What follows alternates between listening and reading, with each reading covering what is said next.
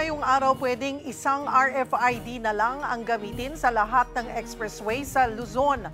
Pinangunahan ni Pangulong Bongbong Marcos ang paglulunsad nito. Para bigyan ng mukha ang balita, Mobile Journal, Julie Baiza. Mabilis at convenient na pagbiyahe. Ayon mismo kay Pangulong Bongbong Marcos, yan ang dulot ng inilunsad na One RFID All Tollway sa Calamba, Laguna. Simpleng ibig sabihin niyan, isang RFID na lang ang gagamitin sa lahat ng toll expressway sa Luzon. Kapag dumaan ka ng Skyway o T-Flex, AutoSweep ang gagamitin mo.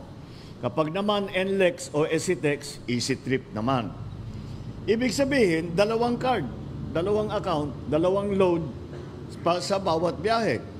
Minsan pa, nalagyan mo ng load yung NLEX, kaso nalimutan mo yung T-Flex. Resulta, pipila ka sa bayaran. Sayang sa oras, bawas sa oras na para sana sa pasyal, sa bonding sa pamilya at sa trabaho.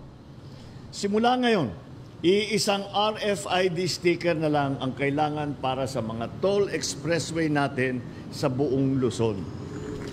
Ang kailangan lang gawin, mag-register online sa kahit anong RFID service provider, mapa-AutoSweep man yan o EasyTrip. Pipili lang kung aling RFID service provider ang nais gamitin.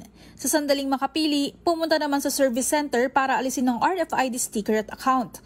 Pagkatapos nito, magpa-load at good to go ka na. Ang best news, bukod sa load ay libre lang ang buong proseso. Pinasalamatan naman ng Pangulo sina Metro Pacific Investments Corporation o MPIC President and CEO Manny Pangilinan at San Miguel Corporation Chairman at CEO Ramon Ang sa pakikiisa sa pamahalaan para maisagawa ang sistema. Ito sa RFID system ay bahagi ng mas malawak nating layunin na gawing mas moderno, konektado at nakatuon sa pangangailangan ng bawat Pilipino ang ating infrastruktura. Reduce unnecessary stress, reduce unnecessary delays.